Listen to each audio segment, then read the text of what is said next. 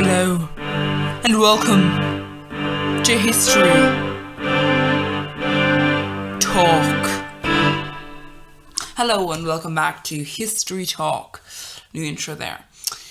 So, today we're going to be looking at Ireland's kind of government in a way.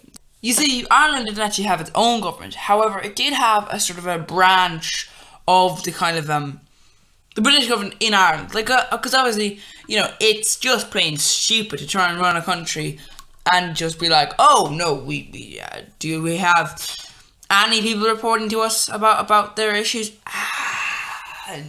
Nope, no we don't.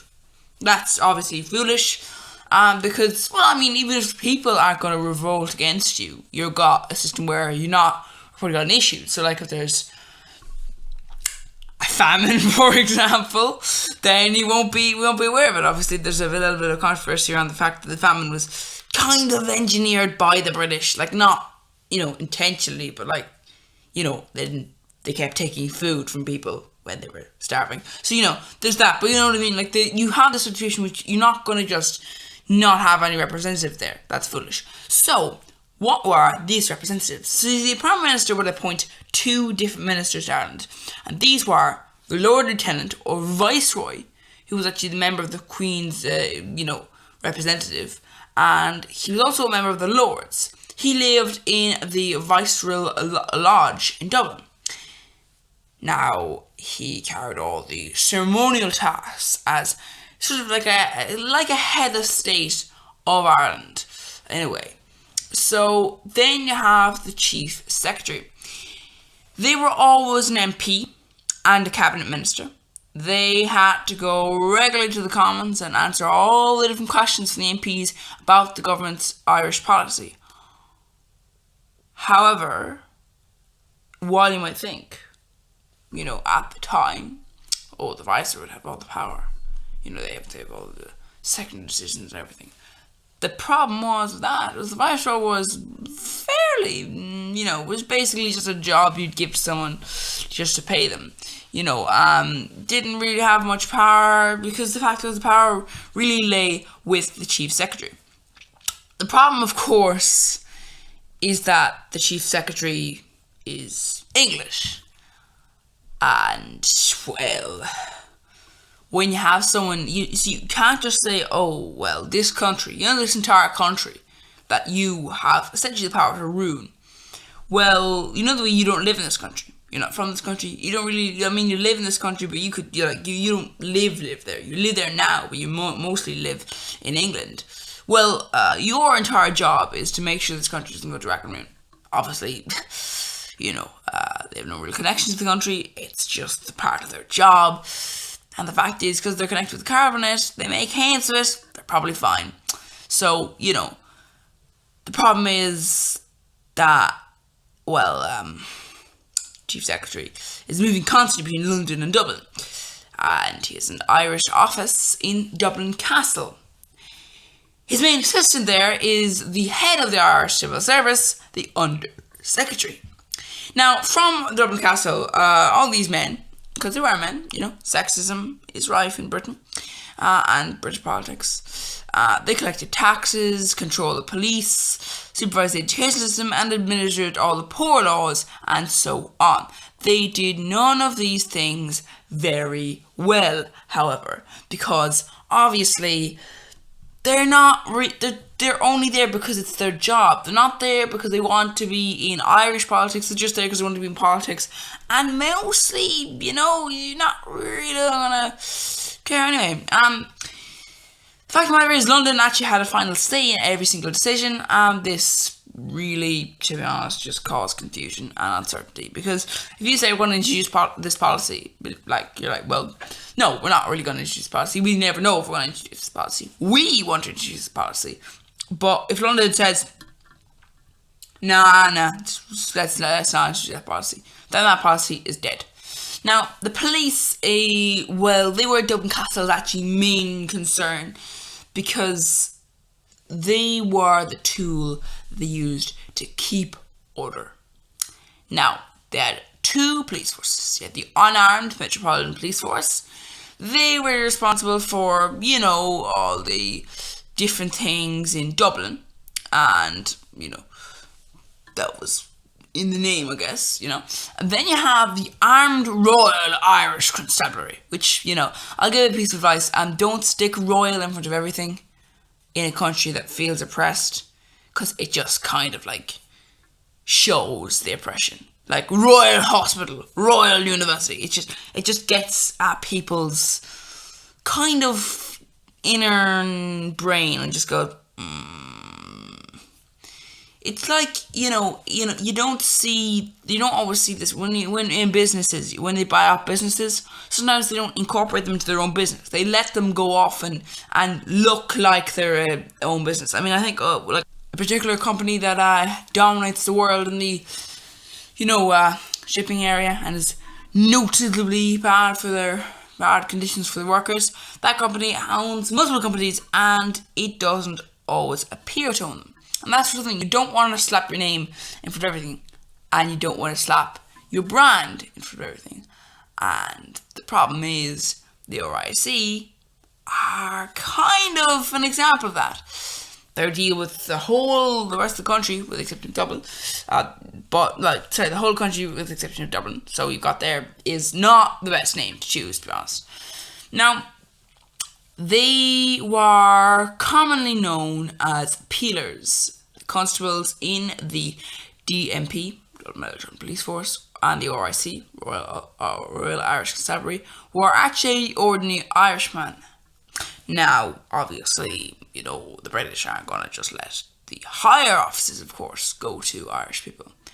So their officers, the people who gave them orders, people who said do this, people who said do that, do this, do that, the other, they were all British, or most of them were British anyway.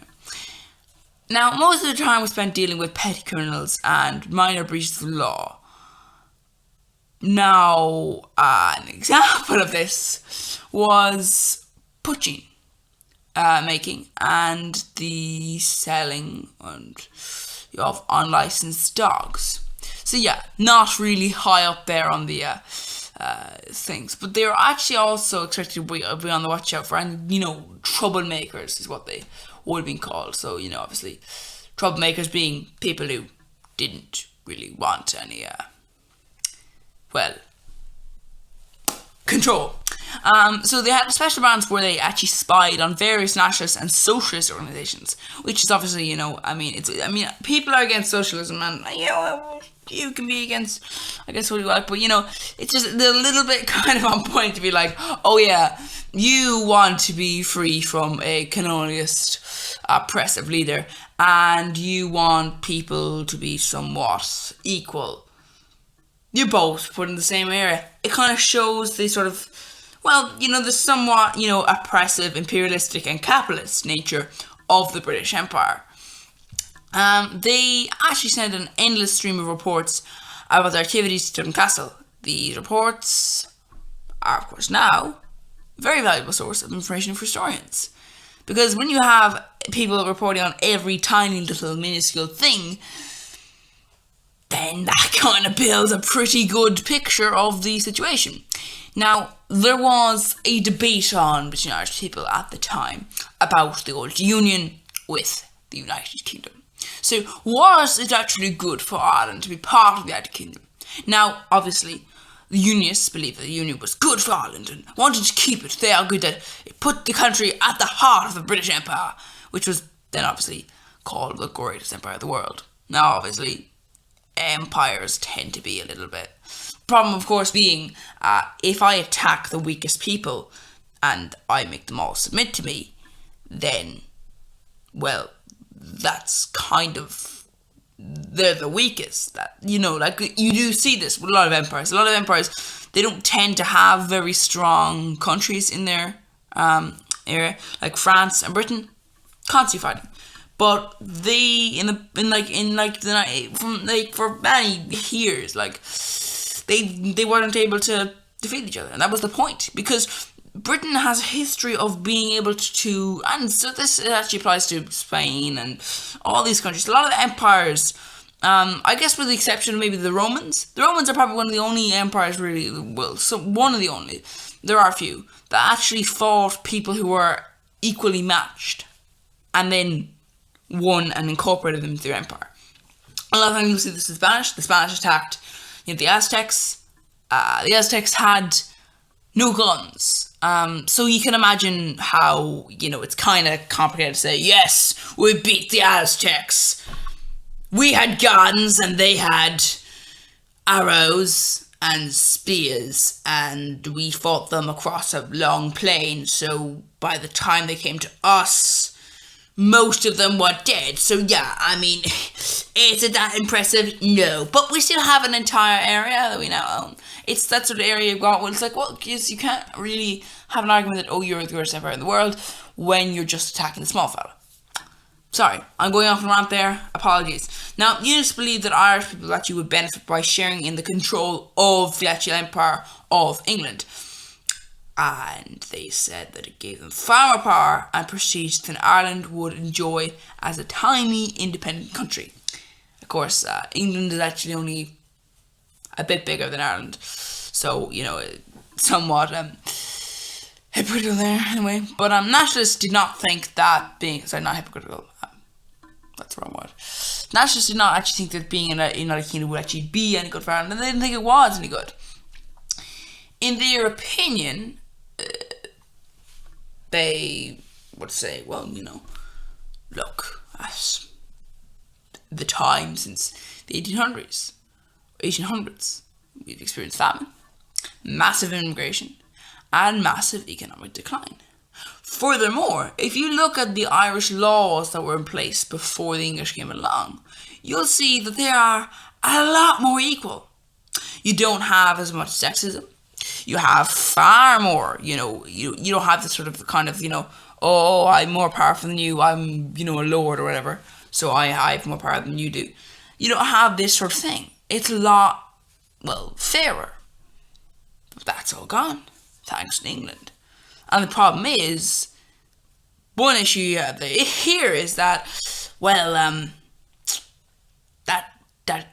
didn't change. They pretty much kept those laws that Britain had in some cases. So the sexism, I think you can probably thank Ola Eamon for that. But,